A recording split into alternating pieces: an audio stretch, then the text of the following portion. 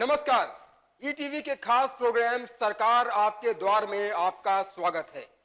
आज हम मौजूद हैं ऐतिहासिक अमरोहा शहर में। नफस नफस कदम कदम बस एक फिक्र दम बदम, घिरे हैं हम सवाल से, हमें जवाब चाहिए। जवाब दर सवाल है कि इंकलाब चाहिए। हमारा हक हमें जनाब चाहिए। सरकार आपके द्वार प्रोग्राम में आज अधिकारी और जनता आमने सामने है। हम अधिकारियों से जानेंगे उत्तर प्रदेश सरकार की विभिन्न जन कल्याणकारी योजनाओं के बारे में और जनता से इसका रियलिटी चेक करेंगे। उत्तर प्रदेश सरकार की विभिन्न जन कल्याणकारी योजनाओं को जनता से रूबरू कराने के लिए हमारे साथ खास तौर पर खास मेहमान के रूप में मौजूद रहेंगे अमरोहा जिले के जिलाधिकारी वेद प्रकाश जी, एएसपी विजय गौतम जी और सीडीओ शिव कुमार मिश्रा जी। स्वागत है आपका इस खास प्रोग्राम सरकार आपके द्वार में। सबसे पहले डीएम साहब आपसे जानना चाहेंगे, अमरोहा जिले में विकास की योजनाओं को लेकर आप क्या कहेंगे? यूपी सरकार की जो जन कल्याणकारी योजनाएं हैं उनसे अमरोहा में कितना विकास हो पाया, जरा पूरा ब्यौरा आपसे जानना चाहेंगे। जनपद अमरोहा में मैं लगभग 1.5 साल से हूं। वर्तमान सरकार ने विभिन्न कल्याणकारी कार्यक्रमों और योजनाओं के जरिए जनपद अमरोहा में विकास की बहुत गति पकड़ी है। मैं सिलसिलेवार अगर जिक्र करना चाहूं तो सबसे पहले मैं जिक्र करना चाहूँगा जो एक नवीनतम portal government of Uttar Pradesh ने लॉन्च किया है, माननीय मुख्यमंत्री जी ने लॉन्च किया है, इंटीग्रेटेड ग्रीवांस रिडेसल सिस्टम, जिसमें यह सुविधा दी गई है कि कोई भी अपनी कंप्लेंट ऑनलाइन कहीं से भी दाखिल कर सकता है और उसका ऑनलाइन निस्तारण भी होगा। जहाँ तक इस पोर्टल के आधुनिकतम होने का सवाल है, अभी तक आप देख रहे थे तहसील दिवस और अधिकारियों के 10 से 12 बजे तक बैठ करके मिलने का जनता से और उनकी समस्याएं निस्तारण करने का प्रश्न था, वो इस सब में इंटीग्रेट कर दिए गए हैं और इससे जनता को जहां शिकायती प्रार्थना पत्र लेकर के आना पड़ता था वो आना भी नहीं पड़ेगा। वो कहीं से भी जनसेवा केंद्र के माध्यम से या अपने घर पर बैठ करके अपने लैपटॉप के जरिए वो अपनी कंप्लेंट्स दर्ज करा सकते हैं। एएसपी साहब आपसे पूछना चाहेंगे कि क्या कहेंगे सरकारी योजनाओं के बारे में, कानून व्यवस्था के बारे में, खासतौर पर लॉ एंड ऑर्डर बेहद इंपॉर्टेंट इशू है। पश्चिमी उत्तर प्रदेश में अमरोहा में खासतौर पर एक बड़ा इशू है। सरकार ने योजना शुरू की 1090 की। ये 1090 जो योजना है इसके बारे में बताइए और इसका लाभ कितने लोगों को मिला है और जनता कितना अपने आप को महसूस कर रही है कि वो सुरक्षित है। विकास की प्रक्रिया जब शुरू होती है तो विकास की प्रक्रिया को गतिशील बनाने के लिए आवश्यक है कि वहाँ कानून व्यवस्था चुस्त दुरुस्त रखी जाए। बिल्कुल। और जनपद अमरोहा में एक कस्बा है गजरौला जो हाईवे पर स्थित है, वहाँ इंडस्ट्रियलाइजेशन काफ़ी पहले से हो चुका है, काफ़ी इंडस्ट्रीज वहाँ पर हैं और हमारा ये पूरा प्रयास है कि जनपद की कानून व्यवस्था चुस्त दुरुस्त रहे और हम निरंतर गतिशील हैं इसे रखने में। और मुझसे बेहतर जनता बताएगी कि अभी यहाँ की कानून व्यवस्था की स्थिति काफ़ी अच्छी है जी। जो पहले मैं इस जनपद में काफ़ी पहले नियुक्त रहा हूँ, करीब 15 साल 17 साल पहले, मैं खुद जो मेरा परसेप्शन है कि उसके कंपैरेटिवली आज यहाँ की कानून व्यवस्था काफ़ी बेहतर है। हमारी पुलिस ने बहुत अच्छा काम किया है। जहाँ तक जो शासन की योजना है जिसमें 1090 बहुत ही महत्वपूर्ण योजना है जो महिलाओं के हित के लिए है, जो पीड़ित महिलाएं हैं, जिनको जो सामाजिक पीड़ा हैं उन्हें झेलना पड़ता है, वो उसके लिए सीधे संपर्क कर सकती हैं। और मैं समझता हूँ कि काफ़ी महिलाओं को इसके द्वारा न्याय दिलवाया गया है। ये सेंट्रलाइज सिस्टम है, लखनऊ से ये संचालित हो रही है, लेकिन इस जनपद में काफ़ी महिलाएं उससे लाभान्वित हुई हैं जब भी उन्होंने 1090 की सर्विस ने जब भी हमारी पुलिस का सहयोग चाहा है, हमारे द्वारा दिया गया है। इसके अलावा जैसा अभी डीएम साहब ने बताया, जो इंटीग्रेटेड ग्रीवेंस रिड्रेसल सिस्टम है, वो 25 जनवरी से माननीय मुख्यमंत्री जी के द्वारा वो पोर्टल लॉन्च किया गया है और हमारे द्वारा उसे तुरंत अमल में ला दिया गया है। हमारे यहाँ सभी जो हमारी शिकायतें हैं वो ऑनलाइन कर दी गई है। निरंतर हम उसको फॉलो कर रहे हैं और उस पर काफ़ी अच्छा काम हो रहा है। लेकिन इससे पहले ही हमारे पूरे उत्तर प्रदेश के साथ साथ जनपद अमरोहा में CCTNS सिस्टम है हमारा, उसे लागू किया गया है और उस सिस्टम के कारण हमारा सब कुछ पहले ही ऑनलाइन हो चुका है।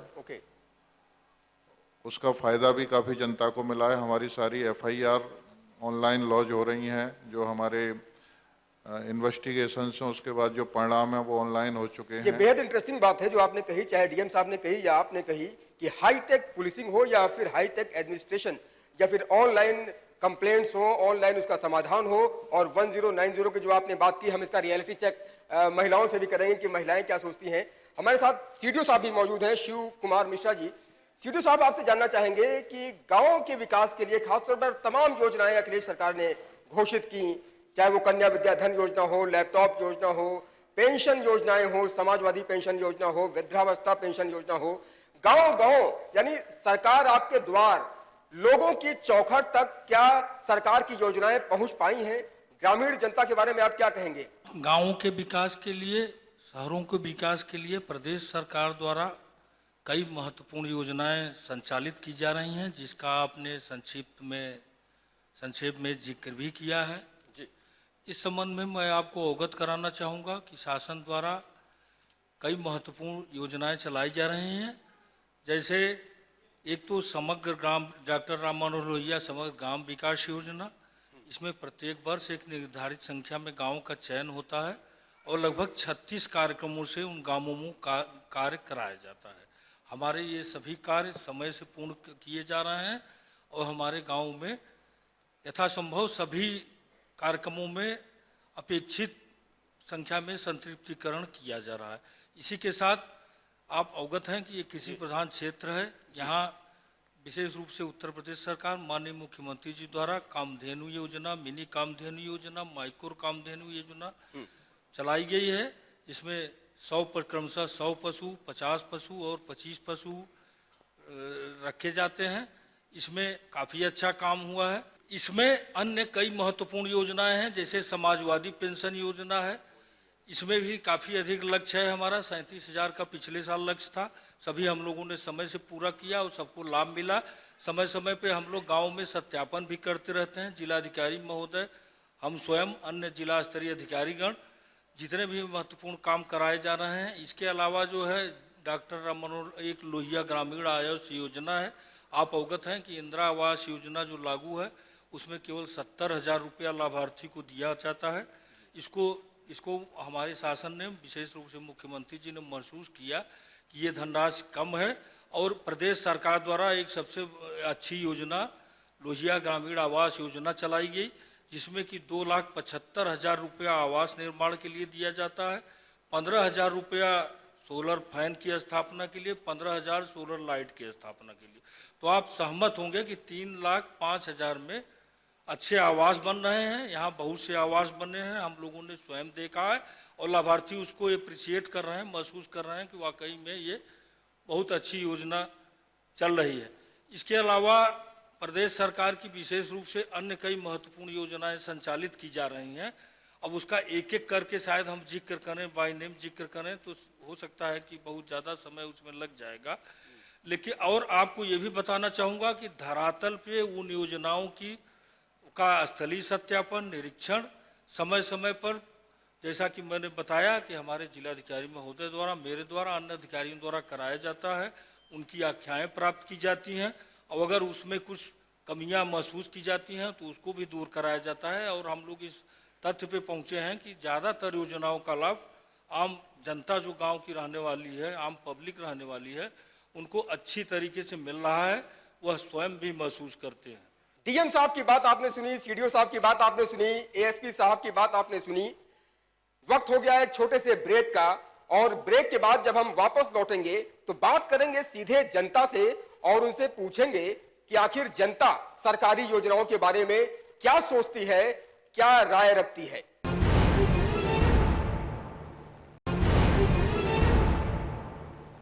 स्वागत है एक बार फिर से सरकार आपके द्वार प्रोग्राम में। कौन कहता है कि आसमां में सुराख नहीं हो सकता, एक पत्थर तो तबीयत से उछालो यारों। उत्तर प्रदेश सरकार की योजनाओं के बारे में आपने जाना, अधिकारियों की बातें आपने सुनी। कुछ और अधिकारी हमारे साथ मौजूद हैं, उनसे भी हम बात करेंगे। हमारे साथ समाज कल्याण अधिकारी मौजूद हैं, एसीएमओ मौजूद हैं, स्वास्थ्य अधिकारी मौजूद हैं, गन्ना अधिकारी मौजूद हैं। सबसे पहले हम समाज कल्याण अधिकारी से बात करना चाहेंगे।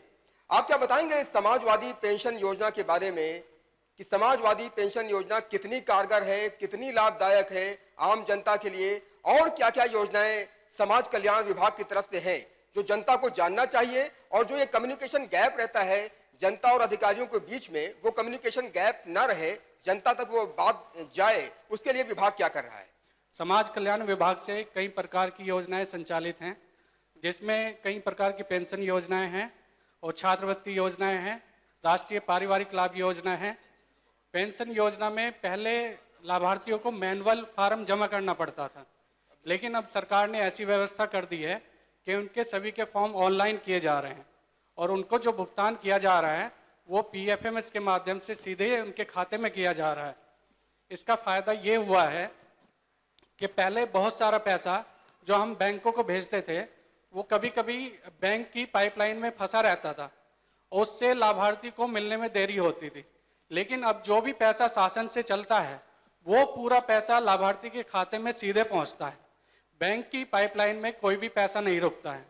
और ये पहले 6 महीने पे व्यवस्था थी कि 6-6 महीने पे किस्तें मिलेंगी, लेकिन अब वो 3-3 महीने पे कर दिया गया है। ये वृद्धावस्था पेंशन थी। इसी प्रकार समाजवादी पेंशन योजना है जो उत्तर प्रदेश सरकार के द्वारा चलाई गई है। इसमें लाभार्थियों को जो पहले बीपीएल सूची या बीपीएल में नहीं आ पा रहे थे लेकिन वो गरीब थे, और वो उन सभी लाभार्थियों को इस योजना के तहत कवर किया गया है।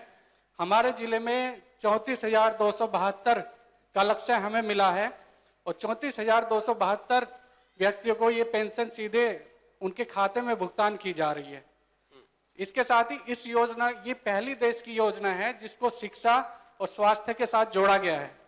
शिक्षा के साथ इसलिए कि उस परिवार का जो भी बच्चा होगा उसको प्राइमरी स्कूल में एजुकेशन दिलाई जाएगी, उसको मिड डे मील से, अन्य योजनाओं से, शिक्षा विभाग की अन्य योजनाओं से उसको जोड़ा जाएगा।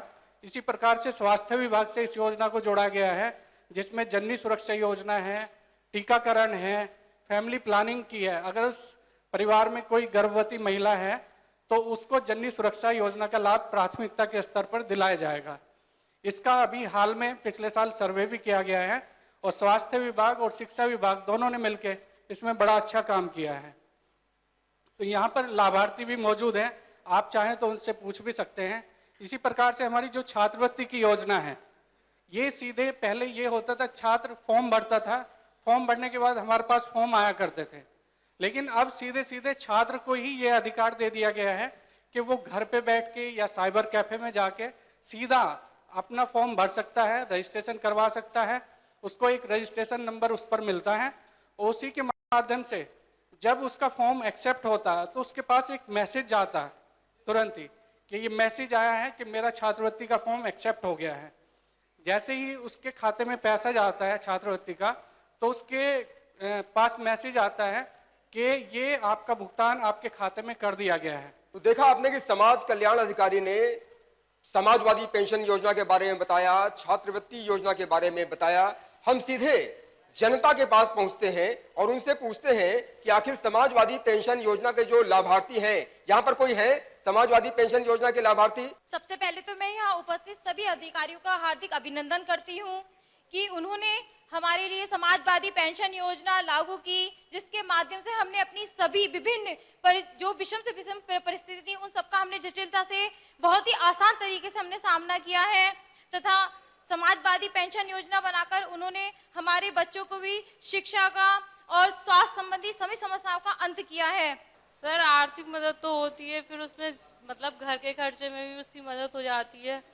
तो और बच्चों के लिए भी मतलब सुविधा हुई है, तो इससे सरकार इससे लाभ तो है बहुत। हर तरफ से एक ही सुर, एक ही आवाज आ रही है कि बहुत अच्छी योजना है। आपका नाम? उषा जी, आप बताइए। उषा जी से पूछना चाहेंगे, समाजवादी पेंशन योजना के बारे में आप क्या कहेंगी? बहुत खुश हैं और घर में भी बहुत लाभ हो रहा है इससे। अब मैं सरकार का शुक्रिया अदा करती हूँ, यहाँ वालों का सबका शुक्रिया अदा करती हूँ जो इससे हमें लाभ मिला। बहुत अच्छी बात है। और कोई समाजवादी पेंशन योजना को लेकर जो बोलना चाहे? मैं ये कहना चाहती हूँ कि अखिलेश साहब का और आपका बहुत बहुत धन्यवाद, जो आपने गरीबों के इतने आंसू पहुँचे हैं कि जो पेंशन आती है तो वो बच्चों की पढ़ाई में और लिखाई में लग जाती है, वरना हमारे बच्चे नहीं पढ़ पाते। सर बहुत बहुत शुक्रिया आपका। कुछ दूसरी योजनाओं की बात कर लेते हैं। लोहिया आवास योजना, ये बहुत ही इंपॉर्टेंट योजना है। सीडू साहब, ये लोहिया आवास योजना के बारे में आपने शुरुआत में भी जिक्र किया था, अभी लाभार्थी सामने हैं, इनसे भी हम पूछेंगे। आप जरा बताएं लोहिया आवास के बारे में विस्तार से। जैसा कि मैंने अभी पहले ही जिक्र किया है कि लोहिया आवास योजना शासन की एक महत्वपूर्ण योजना है।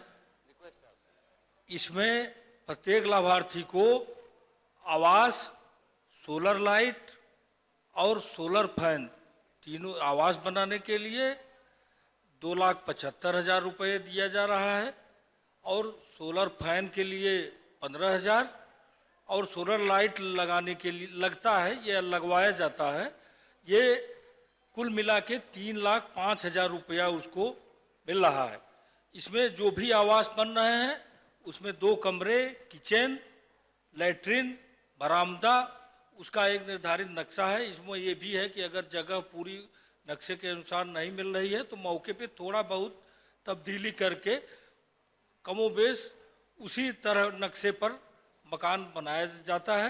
क्या यहाँ पर लोहिया आवास योजना के लाभार्थी मौजूद हैं? लोहिया आवास में यह शायद सरकार बहुत बड़ा काम कर रही है और वे जिसके कच्चे मकान है वो पक्के हो गए हैं और बहुत शौकन में रह रही है पब्लिक। बड़े कच्चे मकानों में मतलब ये बच्चे भी हमारे दबने फिर रहे थे, अब बड़ी सुकून से जिंदगी कट रही है हमारी। बहुत फर्स्ट क्लास मकान मतलब ये बना हुआ है हमारा, बहुत खुश हैं हम। कब मिला मकान आपको? बहुत खुश हैं। मकान कब मिला आपको? और लाइटों पैटों की सुविधा और हो जावे, लाइटों पैटों की सुविधा नहीं हुई है, बहुत बढ़िया सुकून से जिंदगी कट रही है। अच्छा, विधवा पेंशन के बारे में डीएम साहब थोड़ा सा ब्रीफ करें। विधवा पेंशन भी एक बेहद ही कामयाब योजना है। जहां आप विधवा पेंशन की बात करते हैं, मैं ये बताना चाहूँगा, इसमें वो महिलाएं जो दुर्भाग्यवश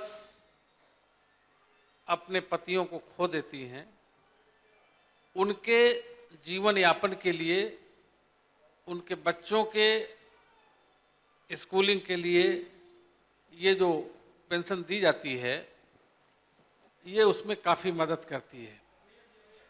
और इसमें जो उम्र की सीमा है वो 18 वर्ष से लगा करके और 60 वर्ष तक की उम्र की महिलाओं को ये अनुमन्य है। और इसका भी स्केल वही है, 300 रुपये महीने से इसका जो है पेमेंट होता है। कोई जो विधवा पेंशन योजना का जो लाभ जिनको मिल रहा है वो अपनी बात शेयर करना चाहेंगी? मैं नु कहती हूँ 5 साल हो गए, 6 साल चल गया, अभी कोई पैसा ही नहीं मिला मुझे। अब बच्चे मेरे परेशान रहते हैं छोटे छोटे। जिले का टारगेट है वो 12,000 का है और अभी और हमारा टारगेट बढ़ाया गया है। इस समय नए चिन्हित की कार्रवाई चल रही है और हम आशा कर रहे हैं कि आपका फॉर्म भी भरवाया जाएगा और आपको भी इस योजना का लाभ जल्दी ही दिया जाएगा। संतुष्ट हैं आप माता जी? जो अधिकारी, समाज कल्याण अधिकारी ने जो कहा, आपने बात सुनी? फॉर्म भर दूंगी, आप चाहो तो मैंने फॉर्म चाहिए तो मैं फॉर्म भरवा दूंगी। स्वास्थ्य विभाग की जो योजनाएं हैं, जो यूपी सरकार ने खासतौर पर जनता तक लाभ इसका मिले, हेल्थ डिपार्टमेंट, क्या कहेंगे आप अखिलेश सरकार की इन योजनाओं के बारे में? माननीय मुख्यमंत्री जी ने ये तय कर रखा है कि प्रदेश की जनता को, चाहे वो गांव में रह रही हो, चाहे वो मलन बस्ती शहर में रह रही हो, वहां तक स्वास्थ्य सेवाएं पहुंचाना है, ये तय कर रखा है। और उसको प्रैक्टिकली तौर पर जनता के बीच में हमारा स्वास्थ्य विभाग कर भी रहा है, जिसमें से एक जननी सुरक्षा योजना एक ऐसी योजना है जो कि जच्चा और बच्चा को सुरक्षित रखना है। और इस योजना को 100% लाभ दिलाने के लिए वर्तमान में एक मातृत्व सप्ताह हमारा चल रहा है, जो 3 तारीख को समाप्त हुआ है, वो माननीय मुख्यमंत्री जी की ही देन है। और इससे हमारे जो गर्भवती माताओं के जो रजिस्ट्रेशन होते थे वो हमारे प्रदेश में 50% ही हो पाते थे, 50% रजिस्ट्रेशन रह जाते थे, जिसके कारण जच्चा और बच्चा को बहुत परेशानी का सामना करना पड़ता था। वो हमारे बीच में 2-3 दिन के अंदर 100% जनपद की जितनी गर्भवती माताएं होंगी उनका पंजीकरण 100% हो जाएगा। हमारे साथ कुछ लाभार्थी भी मौजूद हैं जननी सुरक्षा योजना के। जी, हमें तो बहुत ही अच्छा लगा सरकारी अस्पताल में जाने के बाद। अब गाड़ी पहले रात बेरात में तबीयत खराब होती थी तो परेशानी पड़ती थी सवारी वारी की। अब तो गाड़ी घर तक जाती है, फिर वापस लेकर आती है। वहाँ भी बहुत अच्छी सुविधाएं हैं जो हमें मिलती हैं जी। और 1400 रुपये भी अकाउंट में आ जाते हैं। जो हमारे यहाँ की आशा का नाम अनीता है, जो पहले मतलब रात में कोई परेशानी हो जाती है बच्चे होने में तो बहुत ज़्यादा खतरा बढ़ जाती थी। इसलिए अब सरकारी अस्पतालों में बहुत अच्छी सुविधा हो गई है कि मतलब घर जाके 108 नंबर की गाड़ी घर किसी भी टाइम रात में या दिन में कोई परेशानी हो जाती है तो वो जच्चा को मतलब अब गाड़ी तक अस्पताल में छोड़ा जाता है और हमारी आशा भी हमारे साथ रहती हैं। बहुत खुश हैं आप? ये 108 एम्बुलेंस सेवा जो सरकार ने शुरू की है, जी सर, बहुत अच्छी सेवा है। बहुत अच्छी सेवा अस्पताल की, बहुत अच्छी सेवा है। और 1400 रुपए हमारे अकाउंट में आए हैं। हमारे गांव की आशा जो है वे बहुत अच्छी है। घर से लेके आई अस्पताल ले गई, वहाँ की नर्स भी बहुत अच्छी थी, साफ सफाई बहुत अच्छी तरीके से करी। 1 घंटे के अंदर अंदर बच्ची को दूध पिला दिया। कितने अंक मिलने चाहिए जननी सुरक्षा योजना को लेकर जो सरकार ने योजना चलाई है? 108 एम्बुलेंस, जननी सुरक्षा योजना और तमाम अन्य जो योजनाएं अभी अधिकारियों ने भी जिक्र किया और आप लोग भी लगातार बता रहे हैं, तो कितने अंक मिलने चाहिए? 10 में 10? अगर 10 में 10 तो तालियां बजाइए। तो आपने सुना स्वास्थ्य विभाग के अधिकारियों की बातें और आपने सुनी लाभार्थियों की भी बातें कि किस तरह से जननी सुरक्षा योजना को लेकर के यहाँ जो बैठे लाभार्थी हैं वो बेहद उत्साहित हैं और यही हर ओर से आवाज आ रही है कि बहुत अच्छी योजना है। चाहे वो जननी सुरक्षा योजना हो, चाहे 102 योजना हो या फिर 108 एम्बुलेंस सेवा की योजना हो, इन सभी योजनाओं को जनता ने सराहा है और यही कह रहे हैं कि यूपी के मुख्यमंत्री अखिलेश यादव को वो थैंक्स बोल रहे हैं इन योजनाओं को शुरू करने के लिए। वक्त हो गया है एक छोटे से ब्रेक का। ब्रेक के बाद भी सरकार आपके द्वार प्रोग्राम जारी है।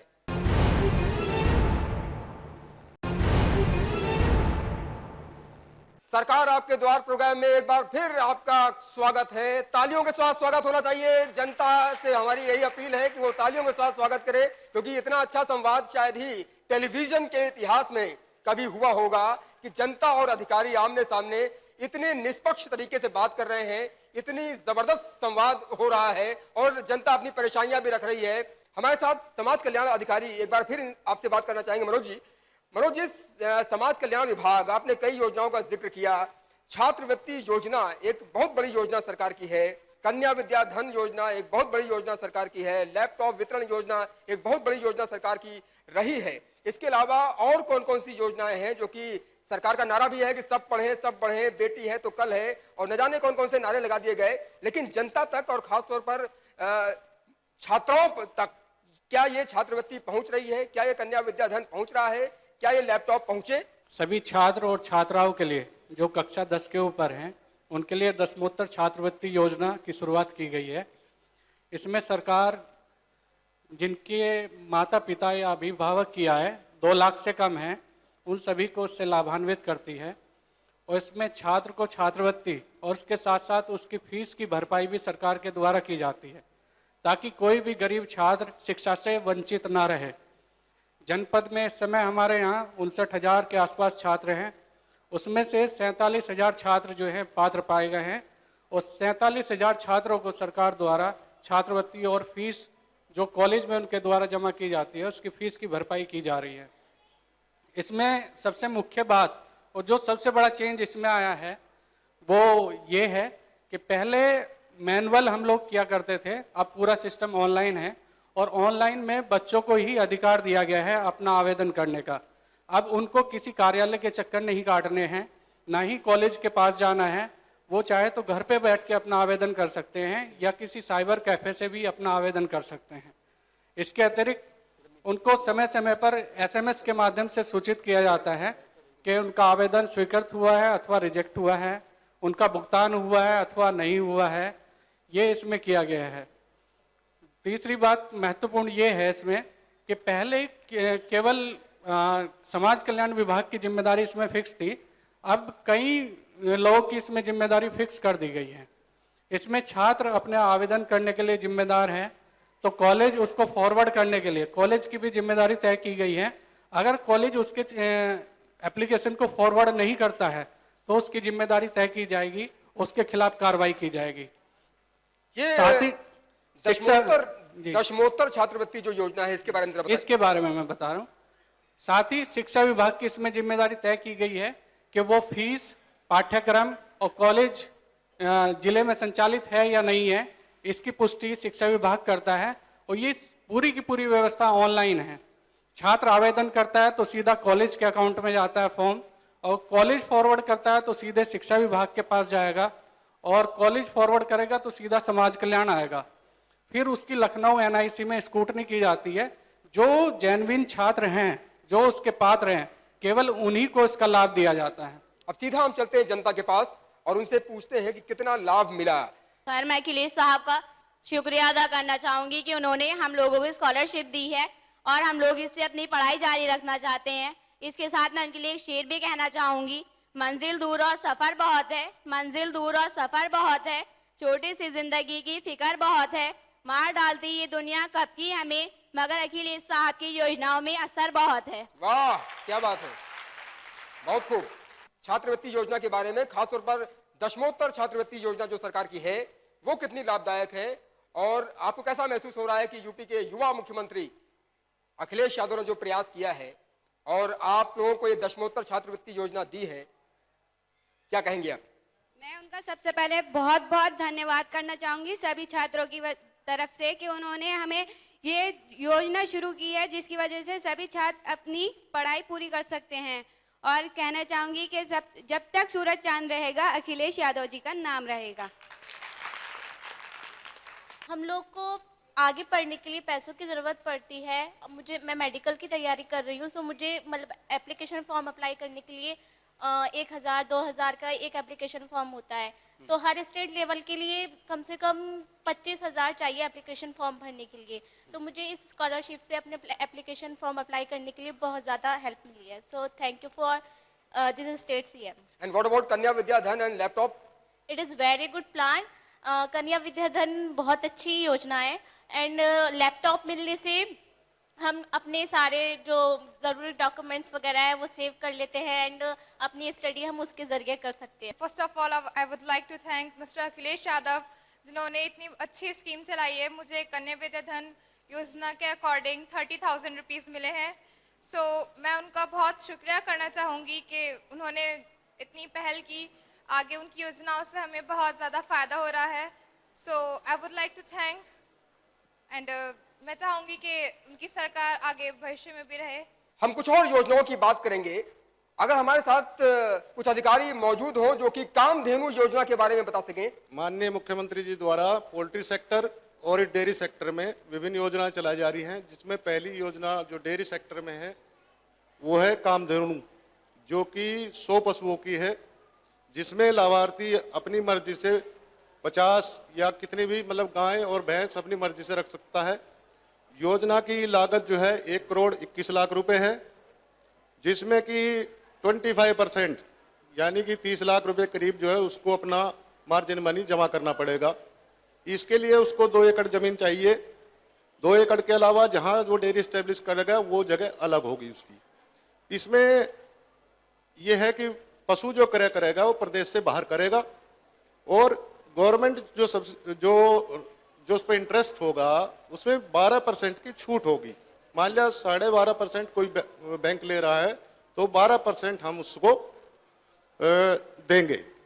इसी प्रकार हमारी दूसरी योजना है, ये सोचा गया कि भाई इसमें जो मार्जिन मनी है वो 30 लाख है, थोड़ा सा ज़्यादा है, तो माननीय मुख्यमंत्री जी द्वारा दूसरी योजना लाई गई मिनी कामधेनु, जो कि पहले 52 लाख की थी, अब 50 लाख की है।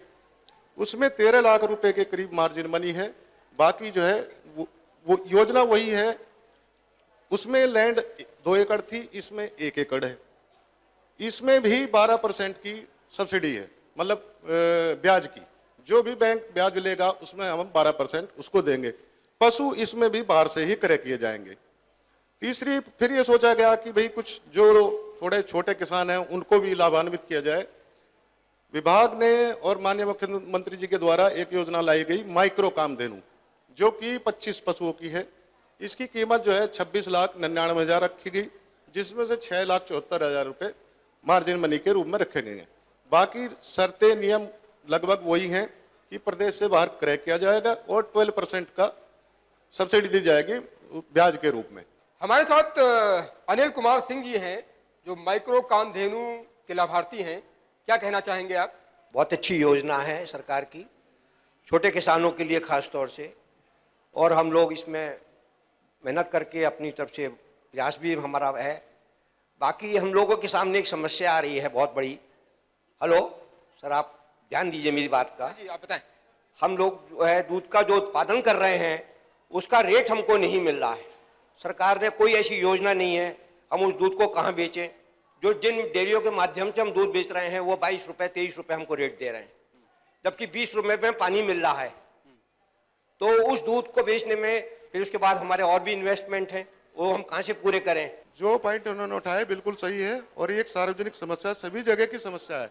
मेरा ये मानना है कि जो लोग बाहर से दूध सप्लाई कर रहे हैं, अपना जिस तरीके से कह रहे हैं कि भाई पानी 20 रुपए की बोतल है, सिर्फ पैकिंग के बाद वो 20 रुपए का हो गया। अच्छा। इसी तरीके से कुछ लोग हमारे उद्यमी हैं जो नोएडा सप्लाई कर रहे हैं, अपनी पैकिंग से वो अच्छा कमा रहे हैं। मेरा इनको सुझाव है कि अगर अकेले ना कर सके तो 2-4 लोग और जितने भी माइक्रो कामधेनु हैं वो इसको करके कर सकते हैं। अपनी जमीन अपना आकाश पैदा कर, अपने कर्मों से नया इतिहास पैदा कर। मांगने से मंजिल नहीं मिलती है दोस्त, अपने हर कदम में एक नया विश्वास पैदा कर।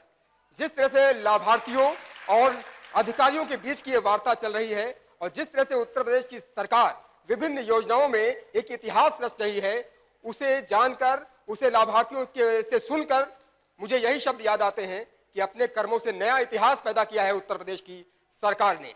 वक्त हो गया है छोटे से ब्रेक का। ब्रेक के बाद हम हाजिर होंगे तो बात करेंगे कुछ और योजनाओं की, कन्या विद्या धन की, लैपटॉप वितरण योजना की, छात्रवृत्ति योजना की। इन सभी योजनाओं के बारे में बात करेंगे अधिकारियों से और सीधा संवाद करेंगे लाभार्थियों से।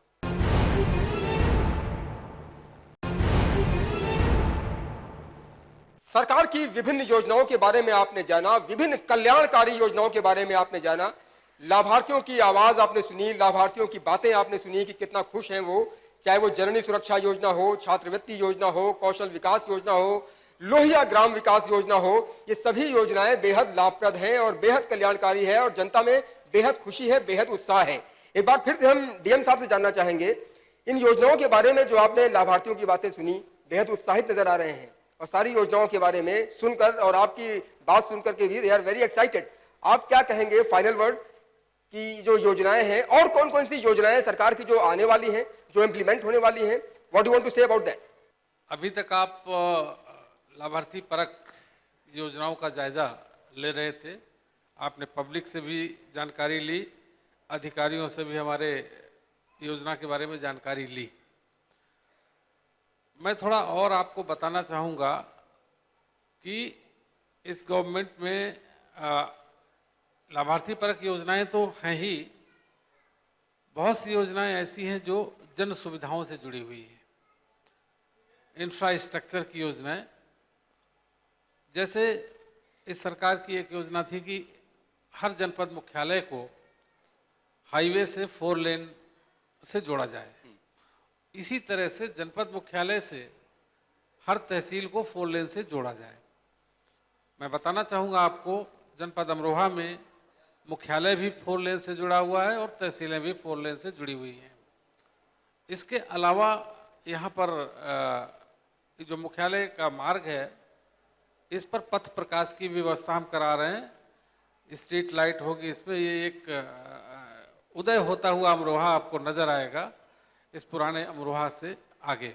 कहने का आशय ये कि डेवलपमेंट के क्षेत्र में वो हर सेक्टर में, चाहे जो भी सेक्टर हो, काम दर काम होता चला जा रहा है। हमारे डिस्ट्रिक्ट की रोड्स हैं जो आपने देखा होगा घूम के, definitely they are very good, बहुत अच्छी सड़कें हैं जो है, और लोक निर्माण विभाग ने उस पर अच्छे से काम किया है। इस प्रकार से मैं ये समझता हूँ कि इस सरकार के कार्यकाल में बहुत सी योजनाएं हैं जिनका क्रियान्वयन बहुत अच्छे तरीके से हुआ है, और उसका लाभ लाभार्थी परक योजनाओं में तो जनता को, लाभार्थी को प्रत्यक्ष लाभ मिलता है जी। और ये जो इंफ्रास्ट्रक्चरल डेवलपमेंट होता है, इसका लाभ पब्लिक को अप्रत्यक्ष रूप से मिलता है। हमारे साथ सीडीओ साहब भी मौजूद हैं। सीडीओ साहब, क्या कहना चाहेंगे फाइनल वर्ड के तौर पर कि जो योजनाएं हैं, आने वाले दिनों में जो योजनाएं और लागू होने वाली हैं कुछ महीनों के अंदर, उनके बारे में अगर थोड़ा सा आप बताएं, और ग्रामीण विकास को लेकर के जिस तरह से लाभार्थियों ने अपनी बातें रखी, उनके कुछ सुझाव भी आपने सुने, क्या कहना चाहेंगे? देखिए, जैसा कि जिलाधिकारी महोदय ने अभी बताया है कि प्रत्येक क्षेत्र में हम लोग विकास कार्य करा रहे हैं और आगे भी कराएंगे। अभी जैसा कि आपने विशेष रूप से, हम समझते हैं कि आप लाभार्थी परक योजनाओं के बारे में विशेष रूप से आप इंगित कर रहे हैं। इसमें पहले से अधिक जो हमारे टारगेट थे, उससे ज़्यादा इस साल हम लक्ष्य दिए हैं और ज़्यादातर पैसा मिल चुका है और जल्दी ही हमें और पैसा मिलेगा। इसके अलावा एक अन्य महत्वपूर्ण योजना हम आपको बताना चाहेंगे कि एक उत्तर प्रदेश शासन द्वारा एक सबसे महत्वपूर्ण नई योजना शुरू की गई है। योजना क्या है? वो मिशन के रूप में, और उसके लिए एक मिशन की स्थापना की गई है, वो है राज्य पोषण मिशन। ऐसा हमारे शासन ने महसूस किया कि सबसे बड़ी समस्या कुपोषण है, चाहे वो विशेष रूप से बच्चों की, क्योंकि बच्चा ही आगे चल के एडल्ट होता है, बड़ा होता है, और अगर शुरू में ही वो कुपोषित हो गया तो पूरा आगे कुपोषित रहता है। उसके बच्चे बच्चियां जो भी पैदा होते हैं, विशेष रूप से अगर महिलाओं के हैं तो वो भी कुपोषित होते हैं। तो इसके लिए एक अलग से पोषण मिशन की स्थापना की गई है और इसको बहुत ही टॉप प्रायोरिटी दी जा रही है शासन की ओर से। कहने का आशय यह है कि प्रदेश सरकार चहुमुखी विकास की ओर अग्रसर है और हम लोग उसको बहुत तेजी से कार्यान्वित करने में हमेशा लगे हुए हैं। हमारे जिले की पूरी टीम लगी हुई है, हमारे सभी जिला स्तरीय अधिकारी एवं नीचे के भी सभी लोग उससे पूर्णतः मोटिवेटेड हैं और मुझे पूरा विश्वास है कि जो भी अभी साल भर में हम लोग और जो भी विकास अवशेष हैं उसको 100% पूर्ण कर लेंगे। हम एसपी साहब से जानना चाहेंगे कि ये कानून व्यवस्था में क्या सूरत बदल रही है अमरोहा की? आपने 1090 का जिक्र किया, कितनी तस्वीर और तकदीर बदली यहाँ के लोगों की, अमरोहा जिले के लोगों की? देखिए, जो जैसा मैंने पहले कहा था कि विकास के साथ विकास तभी अच्छा होता है जब कानून व्यवस्था अच्छी होती है। कानून व्यवस्था के मोर्चे पर हम लोग काफ़ी कार्य कर रहे हैं। हमारे द्वारा, जैसा मैंने पहले बताया आपको, कि CCTNS सिस्टम शुरू किया गया है। इसके अलावा IGRS सिस्टम पर ऑनलाइन कर दिया गया है। इसके अलावा मैं ये बताना चाहूँगा कि हमारा जो 100 डायल योजना है उस पर हमारा काम बहुत अच्छा चल रहा है। जो 100 नंबर पर जो भी सूचना आती है उस पर 15 से 20 मिनट के अंदर हमारी पुलिस पहुंच जाती है और उस पर कार्रवाई करती है। इसके अलावा आज हमारे सभी थानों पर नए वाहन दे दिए गए हैं। हमारा जो CUG सिस्टम है वो अच्छी तरह से कार्य कर रहा है। हम लोगों को जो फ़ोन दिया गया है, हमारे CUG नंबर पूरे जनपद में डिस्प्ले किए गए हैं। और मैं आपको बताना चाहूँगा कि हमारे पास ये हरदम, चाहे दिन हो या रात, हम कहीं भी हों, हमारे पास रहता है और हमारा फ़ोन खुला रहता है। और जब भी कोई सूचना हमारे पास आती है हम उस पर त्वरित कार्रवाई कराते हैं। इसके अलावा इस जनपद में हम लोगों ने कम्युनिटी पार्टिसिपेशन के अंतर्गत पुलिस पब्लिक को जोड़ने का काम किया है। पुलिस के साथ में पब्लिक को जोड़ा है। हर थाना स्तर पर करीब 1000 स्पेशल पुलिस ऑफिसर बनाए गए हैं और लगभग 10 से 12 हज़ार लोगों को हमने पुलिस के साथ जोड़ा है, जो कानून व्यवस्था कायम करने में हमें सहयोग कर रहे हैं। एक 1090 के अंदर ही एक एंजल पावर एंजल योजना लागू की गई थी। तो हमने आज जनपद में जितने भी गर्ल्स कॉलेज हैं, गर्ल्स स्कूल हैं, वहाँ पर हम लोगों ने हर कॉलेज स्कूल में 5 से 10 के बीच में पावर एंजल्स तैयार किए हैं और वो जो हमारी महिला पुलिस है उसके साथ लगातार संपर्क में रहते हैं और कहीं से भी कोई घटना की सूचना मिलती है तो हमारी पुलिस पहुंचती है और पावर एंजल्स की मदद से पीड़ित महिलाओं को, पीड़ित बच्चियों को मदद प्रदान करती है। उत्तर प्रदेश के युवा मुख्यमंत्री अखिलेश यादव का अमरोहा वासियों के लिए यही संदेश है कि आप इन योजनाओं का लाभ उठाइए और सरकार जो आपके लिए प्रयास कर रही है उसमें आप बढ़ चढ़ करके हिस्सा लीजिए। इन्हीं शब्दों के साथ अमरोहा में हम आज सरकार आपके द्वार प्रोग्राम का समापन करते हैं।